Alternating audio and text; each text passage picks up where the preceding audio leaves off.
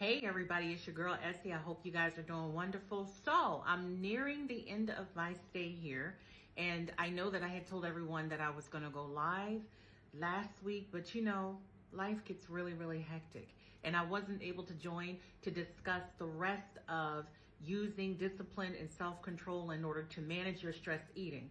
So we're going to talk about that today, and I'm just going to do this video in order to catch everybody up so that we can complete that series. But before I begin, let's go ahead and like, subscribe, follow, repost, and share. We are starting as weight loss warriors for 2025, setting and establishing goals and planning to reach those goals in 2025.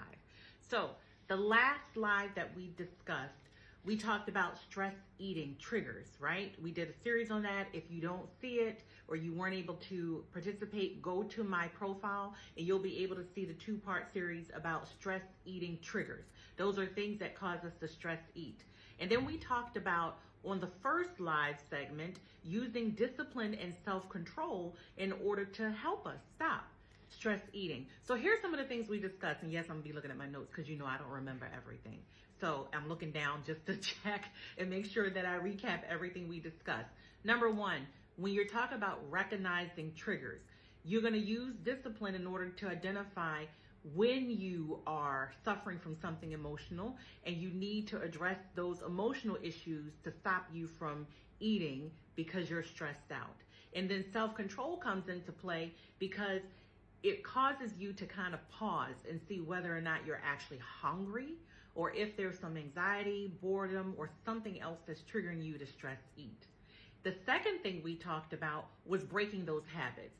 So after you stress eat for a while, you respond to those triggers that you have by stress eating. It becomes a habit. And so discipline is going to help you to disrupt that cycle. You're going to recognize, you know what? I'm emotional right now. I need to break that habit of stress eating and find something else in order to address these issues so that I don't put on those unwanted calories because I'm stressed out or going through something emotional. And then if you have self-control, it's going to help you to develop those healthier routines over time. Now, the third thing we talked about was setting boundaries. So you're going to use discipline to help you establish those boundaries. You can do things like limit your access to unhealthy snacks. Let's be real. If you're in the grocery store or supermarket, no matter what you call it, and you are passing the snack aisle, use discipline not to go down that aisle because that's your weakness, right? And you're trying to break that habit of stress eating. Self-control is going to have to help you to reinforce those boundaries so that you use self-control. I know it's so hard. This is not something that's going to happen overnight. Talk to yourself if you have to mentally. Tell yourself what you're trying to overcome and use that self-control to reinforce the discipline techniques that you have in order to help you not get those unhealthy snacks. And also set your meal schedules. That could also help you so that you have those healthy eating boundaries. The fourth thing we talked about was practicing delayed gratification. Now that involves both self-control and discipline because you want to make sure that the signals you're getting really are signals that you're hungry, not that you are going through something emotional and will trigger stress eating, right? If you are dealing with something emotional and you need to seek help, talk to a friend, go talk to a doctor, right? We are not opposed to that because many of us are going through things. I myself have gone through things, as you guys, if you look at my past videos up, you will know that I've gone through things. And so stress eating was something that I had to overcome. So I'm coming from a place of experience. It can be broken, that habit. You just have to use that discipline and self-control in order to do it. Now, what we didn't talk about, because I didn't meet the last live, was using discipline and self-control in order to build resilience. So discipline will help you to practice stress management techniques. So if I feel stressed out, I'm going to exercise. I'm going to be mindful of what I'm going through emotionally. And that's going to help me reduce the likelihood that I'm going to eat because I'm triggered by emotions in order to stress eat, right? I know I'm going through something. You know what? I know. I'm the first one to know that I'm dealing with some issues.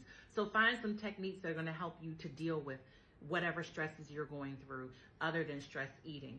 And then you're going to see the benefits. So self-control comes into play because that strengthens as you see the benefits. So the more I practice discipline, I see those unwanted calories not putting and packing pounds on my physical body. I start to see the rewards. I'm going into a calorie deficit.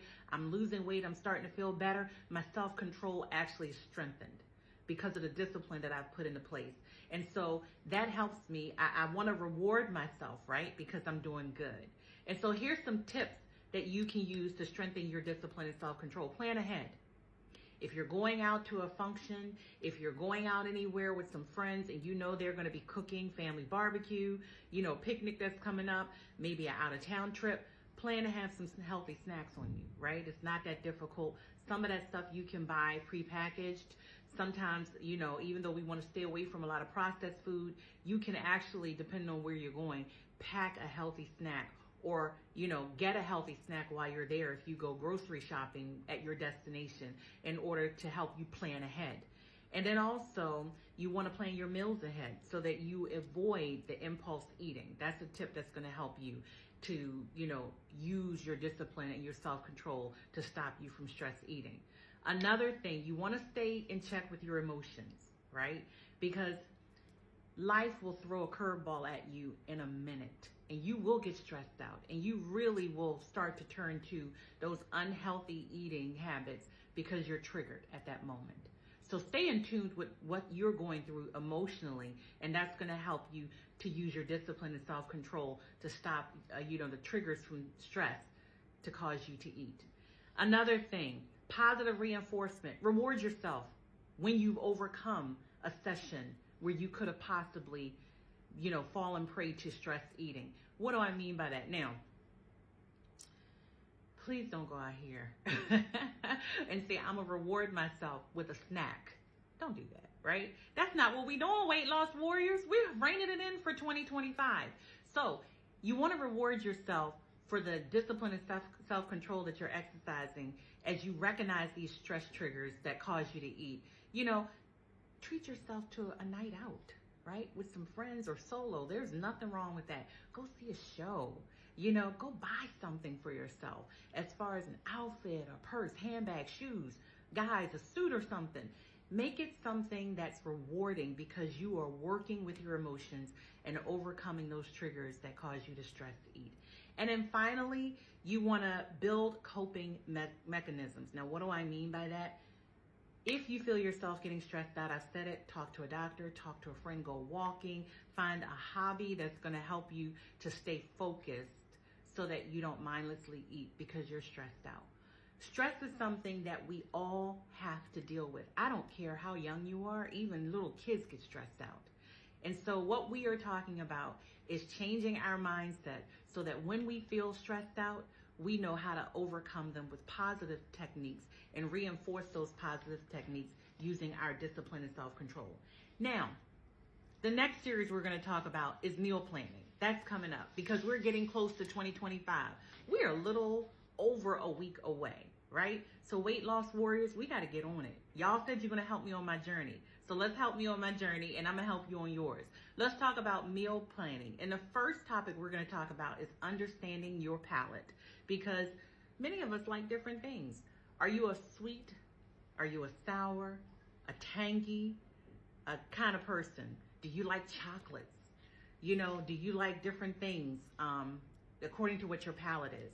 So let's talk about that and how we can address that and recognize that when we're planning out meals. The thing you don't want to do when you are dieting is deny yourself the things that you actually like. And what I mean by that, if I like sweet things, I'm going to want to eat sweet things. Let's incorporate that into our healthy meal planning menus by recognizing and understanding what our palate tastes like. So this is your girl, Essie. Remember once again to subscribe if you're watching this on YouTube. This is just a shout out. I don't know what's going to happen with TikTok. Y'all know in the States, TikTok may be banned. I don't know. So head on over to my YouTube channel. It's the same name. And go ahead and subscribe. Remember to like, repost, follow, share. I hope you all are having a wonderful day. This is your girl, Essie, and I'm out.